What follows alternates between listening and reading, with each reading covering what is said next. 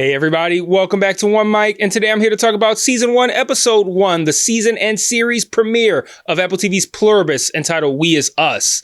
So, this was coming to us from none other than Vince Gilligan, the mastermind behind Breaking Bad and Better Call Saul. So, expectations were high, at least for me, and I think this premiere gave us quite a bit to chew on, so let's just dive right in. We open with a countdown, and the full scale of it isn't immediately obvious, but it's just inside 440 days at this point. And I'm just going to say up front, anytime the countdown comes up, I'm not giving you the whole number. Like I'll give you about 12 hours or 3 or so days, but I'm not going to be saying that whole, all that stuff that they put up there, thousands in a second. Nope, not doing it.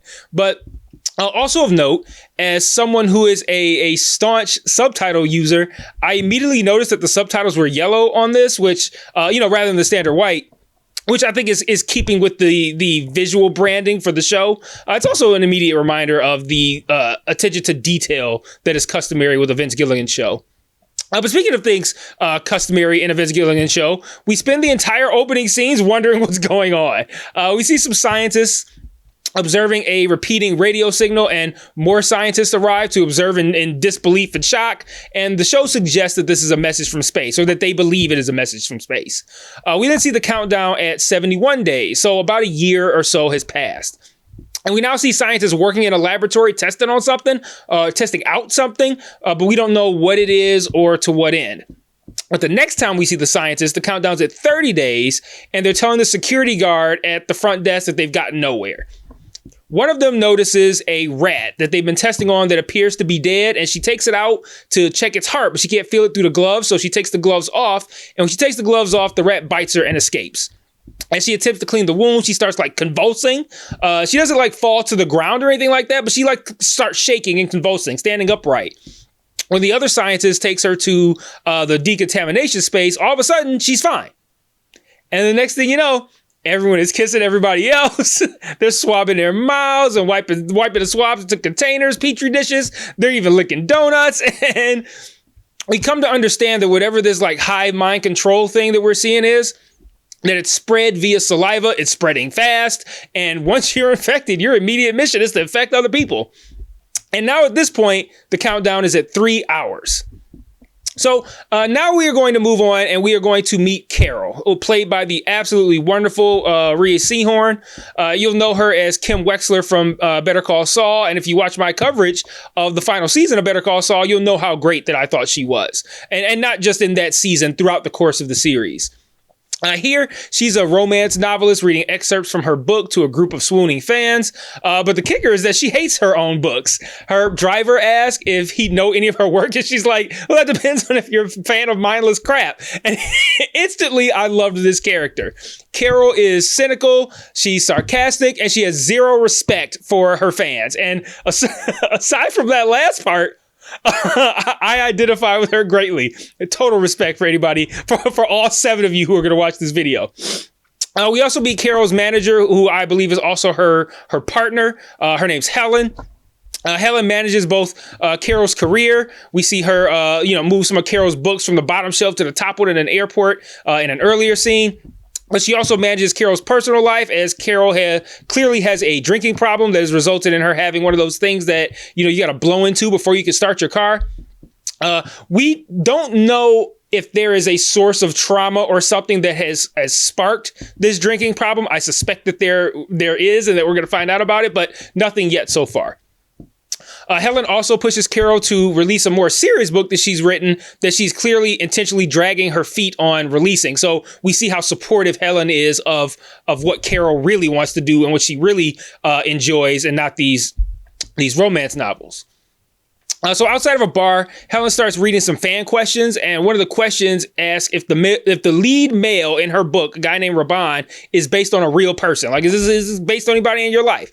And Helen asks if they should tell the truth, and Carol says, just say it's based on George Clooney because that's safer. And that was a nice, brief little one-sentence setup that made me go, ooh, I wonder who Raban is based off of.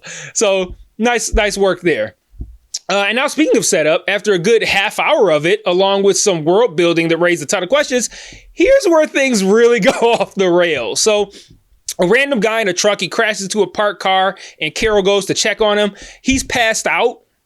But he revives. He just pops up. He's fine. But when he pops up, Helen suddenly collapses and she starts convulsing, just like the infected scientist from the beginning of the episode. And then Carol goes inside the bar and everyone in there is also like frozen and convulsing as well.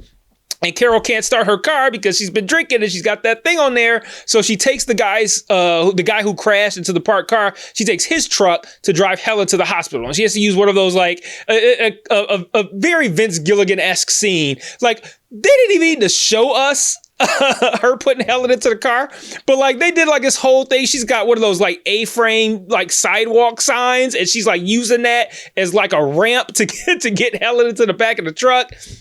And as Carol is rushing Helen to the hospital, she sees like all of this chaos around Albuquerque because of course that's where it's at, right? But fires, car crashes, like mass seizures everywhere. So it's an apocalypse, and she's like driving through it. And this whole time, I'm wondering why everyone but Carol is affected by whatever's going on and why Helen is seemingly the only person to die from it. But let me know in the comments what you thought. Like, what do you think protected Carol when literally everyone else was infected? Especially when we know that they're transmitting via saliva. So, like, what did everyone else consume that she didn't? Or what did everyone else, including Carol, consume that Carol just so happens to be immune to? They don't even know yet, but we'll hopefully find out at some point. We're moving on. Carol arrives at the hospital, and when she enters, everyone inside the hospital is again frozen and convulsing as well. There's an incredibly dark moment here. She's like going from person to person, noticing how everyone is convulsing. And then we see her look like into a car seat that's sitting on a counter, and they don't show anything, but the audience is kind of left to understand that there's a baby in there, probably convulsing as well. And that's just terrifying. But then, just as fast as it started, people start waking up. Everyone except the most important person to Carol, Helen. Once Carol goes back outside, she gets kissed by one of the doctors that she ran into inside, the person who she was talking to in the screenshot that I just put up. And this confirms her immunity to whatever is causing this hive mind. She's then surrounded by all of the infected people outside the hospital who are now talking in unison. She asks, what's going on? And they all in unison say, we just want to help, Carol.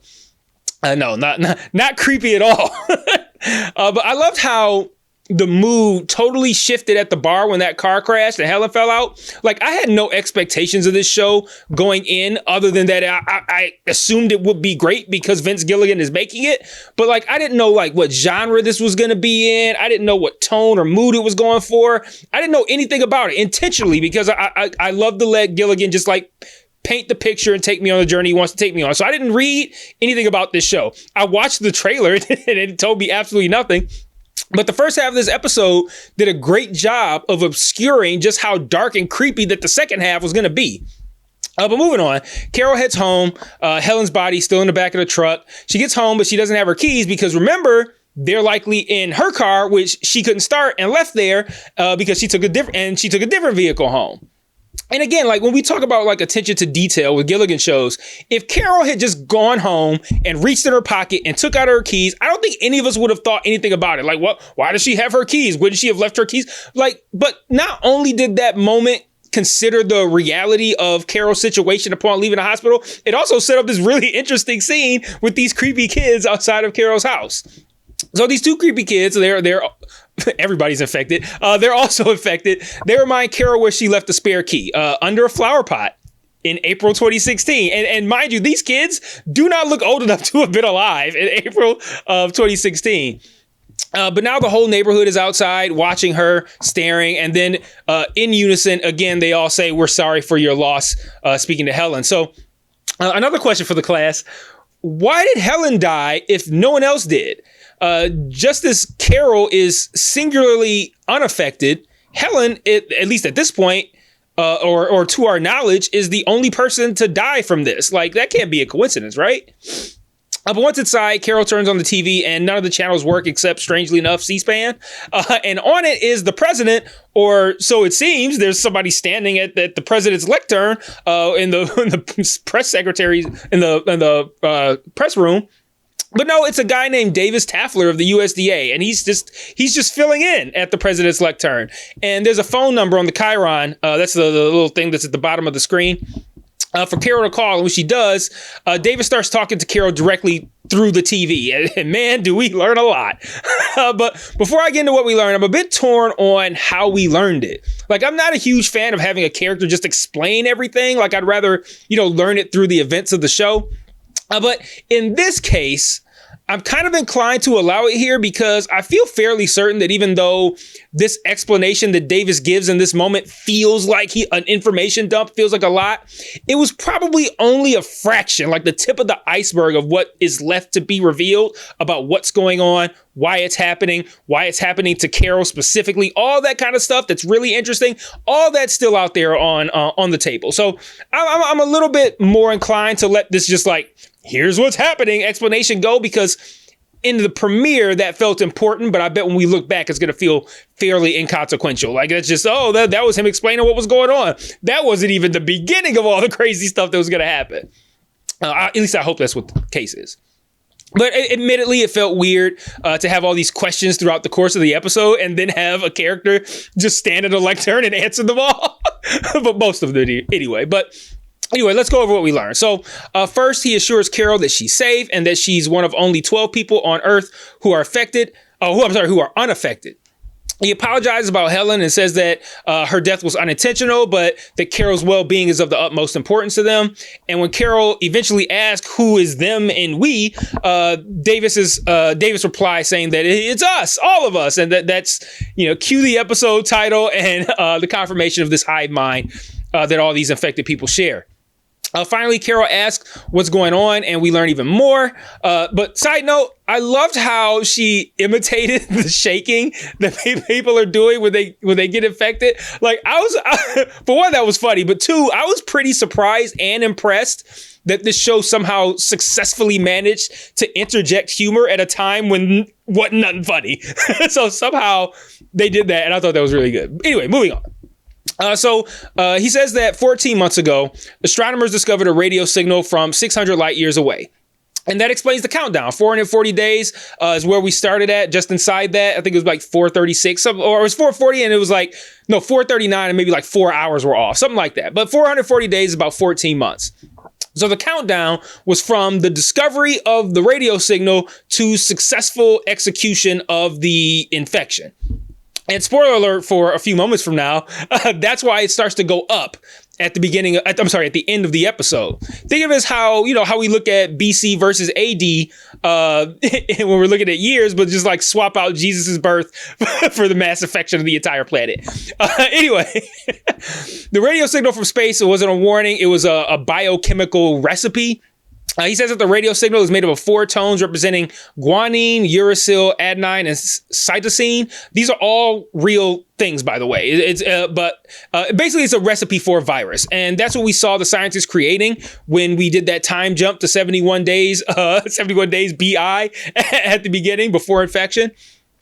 He says that the virus is more of a psychic glue that connects people mentally, physically, emotionally. They're all one thing, which we picked up on that by this point. They want Carol to join, but they don't even understand how she's immune in the first place. So they're going to work on that.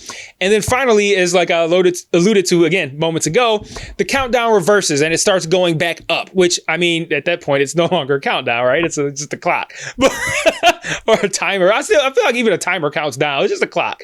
But I thought this premiere pulled a bait and switch in the best way. Like, the first half builds out Carol's cynical character and her distancing from humanity.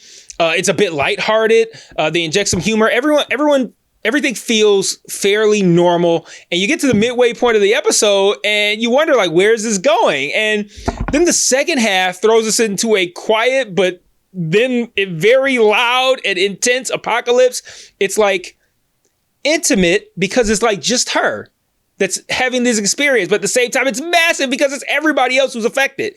And that said, I don't know.